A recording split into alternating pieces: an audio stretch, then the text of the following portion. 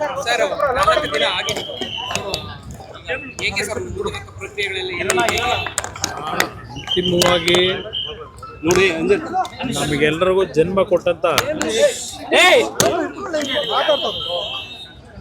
ನಮ್ಮ ತಾಯಿಯ ಇವತ್ತಿನ ಒಂದು ನಮ್ಮೆಲ್ಲರನ್ನ ಅಗಲಿ ಹೋಗಿರ್ತಕ್ಕಂಥದ್ದು ಏನಿದೆ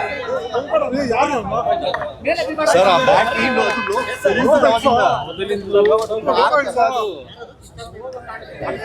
ಅವರ ಒಂದು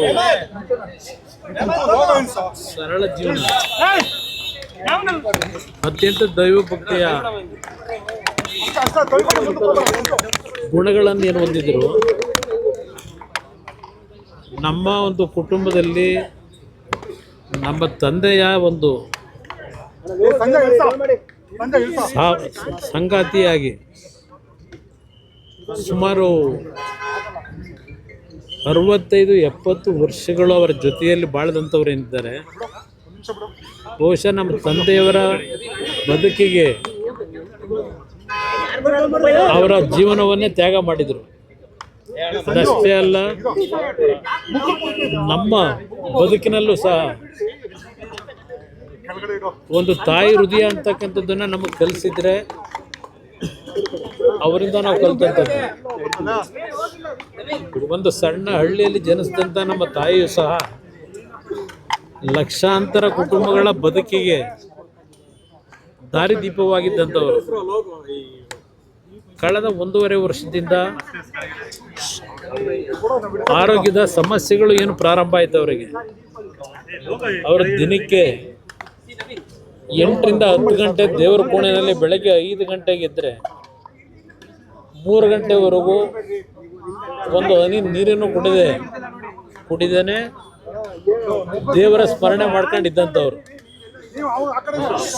ನಾವು ನಮ್ಮ ಒಂದು ರಾಜಕೀಯದ ಬದುಕಿನಲ್ಲಿ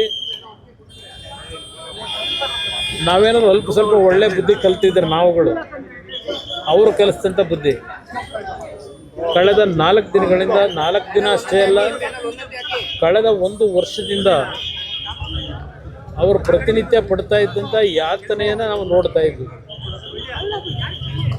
ಎಷ್ಟೇ ನಾವು ಬಿಡುವು ಇಲ್ಲದೆ ಕಾರ್ಯಕ್ರಮಗಳಲ್ಲಿ ಭಾಗವಹಿಸ್ತಾ ಇದ್ರು, ಎಲ್ಲೇ ಇದ್ದರೂ ಅವರ ಸ್ಮರಣೆಯಲ್ಲೇ ನಾವು ಇರ್ತಾ ಇದ್ವು. ಸಮಯ ಸಿಗ್ತಾಗಲೆಲ್ಲ ಹೋಗಿ ಮಾತಾಡ್ಲಿಕ್ಕೆ ಹೋದರೆ, ಇಲ್ಲ ಅವರನ್ನು ಮಾತಾಡಿಸ್ಲಿಕ್ಕೆ ಹೋದರೆ ಊಟ ಮಾಡಿದ್ದೀರಾ ಅಂತಕ್ಕಂಥದ್ದು ಒಂದೇ ಅವ್ರ ಬಾಯಿನಲ್ಲಿ ಬರ್ತಾ ಇದ್ದು. ಕಳೆದ 1 ವರ್ಷದಿಂದ ಅವ್ರನ್ನ ನೋಡ್ಲಿಕ್ಕೆ ಬರ್ತಕ್ಕಂಥವ್ರ ಬಗ್ಗೆ 4 ದಿನಗಳ ಹಿಂದೆ ಸಮಸ್ಯೆಗಳೇನು ಪ್ರಾರಂಭ ಆಯಿತು, ಅದು ಕೋವಿಡ್ನ ಪೀರಿಯಡ್ನಲ್ಲಿ 2 ಬಾರಿ ಅವರಿಗೆ ಕೋವಿಡ್ ಅಟ್ಯಾಕ್ ಆದ ನಂತರ ಅವರ ಆರೋಗ್ಯ ಕ್ಷೀಣಿಸ್ತಕ್ಕಂಥದ್ದಕ್ಕೇನು ಪ್ರಾರಂಭ ಆಯಿತು. ಆ ಲಂಗ್ ಮೇಲೆ ಆದಂಥ ಒಂದು ಸಮಸ್ಯೆಯಿಂದ, ರೆಸ್ಪಿರೇಟರಿ ಸಿಸ್ಟಮ್ನ ಸಮಸ್ಯೆಯಿಂದ ಸ್ವಲ್ಪ ಗಂಭೀರವಾದಂಥ ಪರಿಸ್ಥಿತಿಯಲ್ಲಿ 4 ದಿನಗಳ ಹಿಂದೆ ಬಂದಂಥದ್ದೇನಿದೆ, ನಮ್ಮ ಮಣಿಪಾಲ್ ಹಾಸ್ಪಿಟ್ಲಿಗೆ ಸೇರಿಸಿ ಡಾಕ್ಟ್ರುಗಳು ಉತ್ತಮವಾದ ಪ್ರಯತ್ನ ಪಟ್ಟಿದ್ದಾರೆ. ಆದರೆ ನಮ್ಮ ಪ್ರಯತ್ನ, ವೈದ್ಯರ ಪ್ರಯತ್ನಗಳಿಗಿಂತ ಹೆಚ್ಚಾಗಿ ಭಗವಂತ, ಅದರಲ್ಲೂ ವಿಶೇಷವಾಗಿ ರಾಜರಾಜೇಶ್ವರಿ ತಾಯಿಯ ಒಂದು ಭಕ್ತೆಯವರು ಪ್ರತಿ ಶುಕ್ರವಾರ ರಾಜರಾಜೇಶ್ವರಿ ದೇವಸ್ಥಾನಕ್ಕೆ ಕಳೆದ ಒಂದು 35-40 ವರ್ಷಗಳಿಂದ ಹೋಗ್ತಾ ಇದ್ದಂಥವ್ರು ಪ್ರತಿ ಶುಕ್ರವಾರ. ಆ ತಾಯಿಯಿಂದಲೇ ಒಂದು ಬಾರಿ ಅವರಿಗೆ ಆಸಿಡ್ನ ಒಂದು ಅಟ್ಯಾಕ್ ಆದಂಥ ಸಂದರ್ಭದಲ್ಲೂ ಉಳಿದಂಥದ್ದು. ಅವತ್ತೇ ಅವರು ಹೋಗಬೇಕಾದಂಥ ಒಂದು ಪರಿಸ್ಥಿತಿ ಇತ್ತು. ಭಗವಂತ ಉಳಿಸಿದ್ದ. ಭಗವಂತನಿಗೆ ಬಹುಶಃ ಅವರ ಬದುಕು ಈಗ ಸಾಕು ಅಂತಕ್ಕಂಥ ಒಂದು ತೀರ್ಮಾನಕ್ಕೆ ಬಂದು ಅವ್ರನ್ನ ಕರ್ಕೊಂಡಿದ್ದಾನೆ ಅನ್ನೋದು ನನ್ನ ಅಭಿಪ್ರಾಯ. ಇವತ್ತು ಅವರನ್ನು ಮನೆಗೆ ಅವರು ಏನು ನಮ್ಮನ್ನು ಅಗಲಿದ್ದಾರೆ. ಪದ್ಮನಾಭನಗರದ ಮನೆಯಲ್ಲಿ ಇವತ್ತೇನು ಅವರ ಅಂತಿಮ ಒಂದು ಕಾರ್ಯಗಳನ್ನು ಮಾಡಬೇಕು. ಆದ ನಂತರ ಅವರ ಒಂದು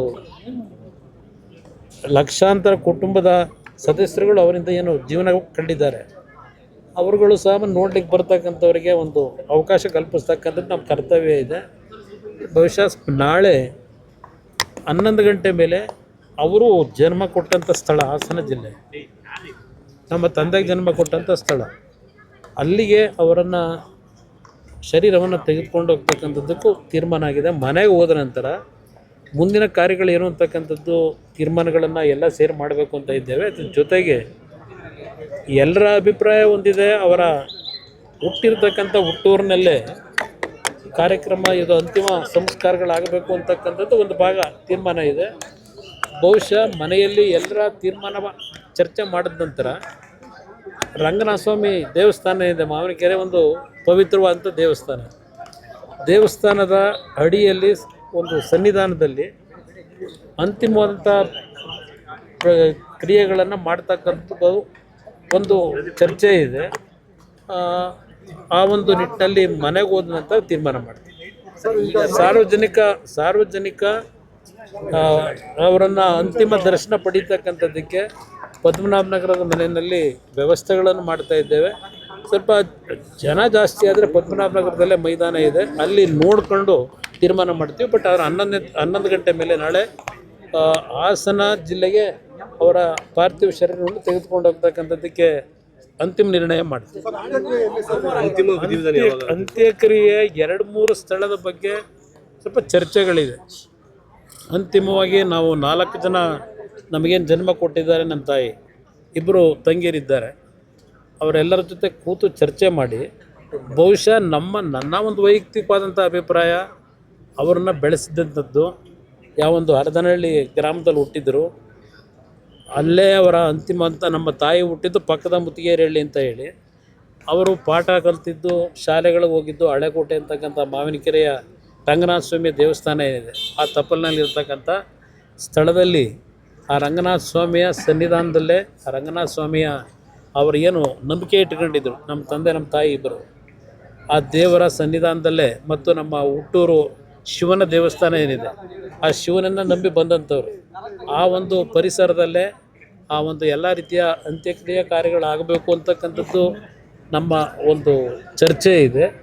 ಎಲ್ಲರ ಜೊತೆ ಚರ್ಚೆ ಮಾಡಿ ಕುಟುಂಬದಲ್ಲಿ ಒಂದು ರೀತಿಯಲ್ಲಿ ತೀರ್ಮಾನಕ್ಕೆ ಬರ್ತದೆ. ಸೋಮವಾರ ಅಂತ್ಯಕ್ರಿಯೆಯನ್ನು ಸೋಮವಾರ ಇಟ್ಕೊಂಡಿದ್ದೇವೆ.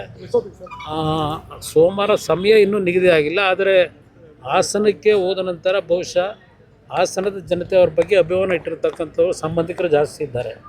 ಅವರೆಲ್ಲರಿಗೂ ಅಲ್ಲೂ ಸಹ ಅಂತಿಮ ದರ್ಶನಕ್ಕೆ ಅವಕಾಶ ಕಲ್ಪಿಸಬೇಕು.